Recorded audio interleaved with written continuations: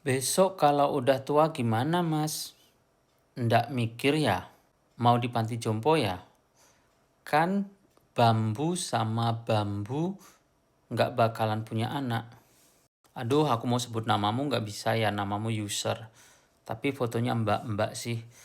Hai mbak, saya tinggalnya di Jerman, jadi kalau masalah hidup masa tua, mbaknya nggak usah khawatir. Di sini banyak sekali ya orang-orang yang sudah larut umur, mereka nggak ada pasangan, mereka hidup sendiri, mereka nggak punya keturunan, tapi mereka damai sukacita mbak. Jadi nggak kayak di Indonesia. Kalau di Indonesia kan ada orang yang bilang atau mungkin orang-orang tua dulu bilangnya begini ya, banyak anak banyak rezeki, banyak anak banyak membawa berkah. Mbak nggak lihat di sekitar Mbak ya, banyak orang tua itu yang hidupnya sendiri, hidupnya terlantar. Padahal mereka itu memiliki anak 3, 5, 8. Mungkin ada yang punya anak juga 10, tapi mereka hidupnya masih tetap sendirian Mbak.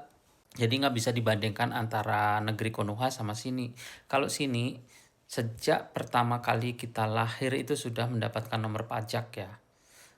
Sebagai orang asing pun, ketika kita sudah datang ke Jerman, kita sudah memiliki nomor pajak, kita membayar pajak, kita membayar asuransi kesehatan, kita membayar pensiun dan segala macamnya. Nanti kalau kita sudah tua, sudah umur 67 tahun, untuk peraturan sekarang, sebelumnya itu umur 60, kita mendapatkan pensiun.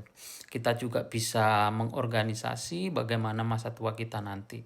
Selain kita mendapatkan pensiun, kita juga bisa misalnya nanti mau di panti jompo atau kita cari perawat yang bakal merawat kita. Jadi nggak perlu keluarga atau nggak perlu anak atau nggak perlu tetangga.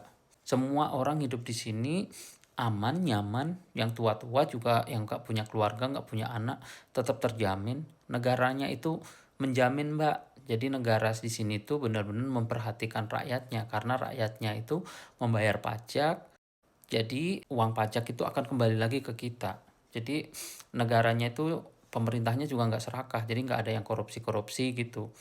Kalau kita kan di Indo udah membayar pajak mahal-mahal, tapi duitnya nggak tahu kemana.